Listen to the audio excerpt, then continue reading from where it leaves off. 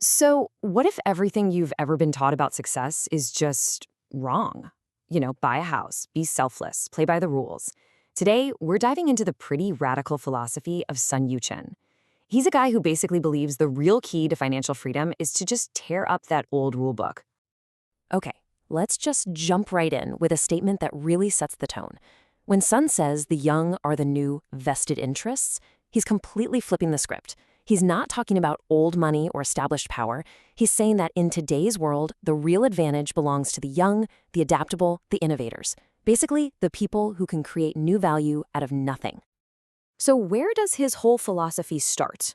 Well, it begins with him identifying what he sees as the number one thing holding people back.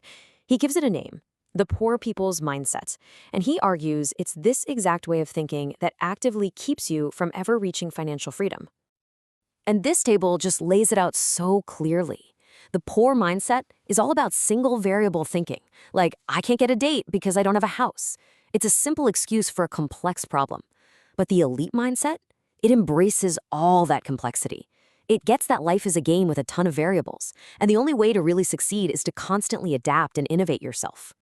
All right, so if that's the problem, what's the solution? Well, according to Sun, it's not some little life hack. It's a full-blown revolution in how you think. He's calling for a complete overhaul of traditional values. And get this, it all starts by radically redefining the idea of selfishness. Yeah, he calls it exquisite egoism.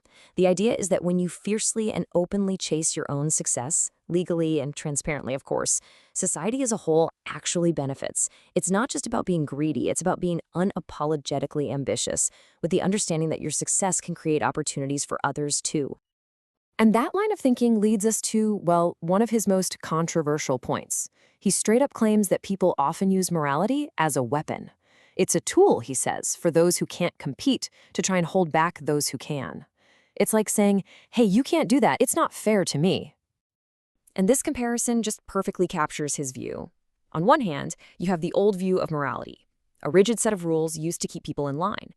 But Sun's view is totally different. He sees morality as something internal, an unprecedented confidence you get from creating real value through your own hard work. It's a morality of contribution, not just conformity. Okay, so that's the big idea, but how does this mindset actually translate into real-world advice? Sun lays out some new rules, and his first target is a big one, something that's seen as a life goal for almost everyone: owning a house. And his advice here is, let's just say, blunt. He believes that for young people today, buying a house isn't a symbol of success. He sees it as a strategic trap that's just going to weigh you down and kill your potential. And here's the core of his argument. In a world that rewards speed and flexibility, a house is basically an anchor. It kills your mobility. Sun says your real security shouldn't come from a mortgage. It should come from your skills. Why? Because your skills are portable. You can take them anywhere. A house, that just locks you in place. So if you're not tied down by a house, this naturally leads to his ideal lifestyle. It's all about leaving behind that old, settled way of life and embracing a new identity, the modern nomad. This is that exquisite egoism in action, the freedom to go wherever the best opportunities are. This forces you to ask a really fundamental question, right? What is home, really? Is it just a building you grew up in? Or is it the place where opportunity is knocking, the place where you can create the most value and, become the best version of yourself? And he's not just talking the talk. I mean, look at his own life. It's the perfect example. He was born in one province, grew up in another, went to school in Beijing and the US, and built a career across continents. For Sun, a modern nomad doesn't really have a hometown. They have a mission, and they follow opportunity wherever it takes them. So where is all this going? What's the end game of all this revolutionary thinking and nomadic living? For Sun, it's all about reaching a state he calls true adulthood. And here's the kicker: it has absolutely nothing to do with how old you are.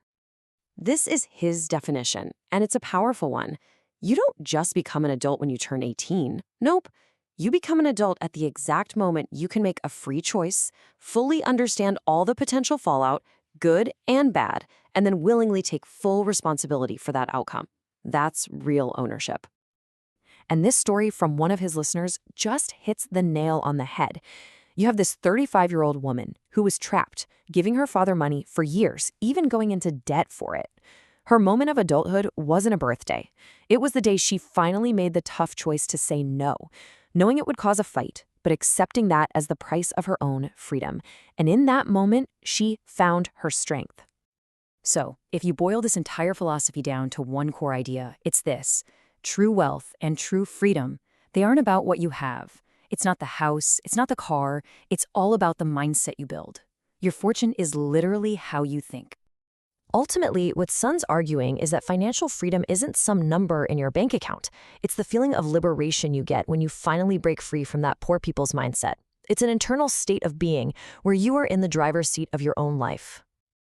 And we'll end with that question for you to think about. Look, whether you agree with his ideas or not, Sun's philosophy really challenges us to look hard at the rules we just automatically live by. So ask yourself, which one of those traditional rules is the biggest thing holding you back? Thanks for joining me for this breakdown.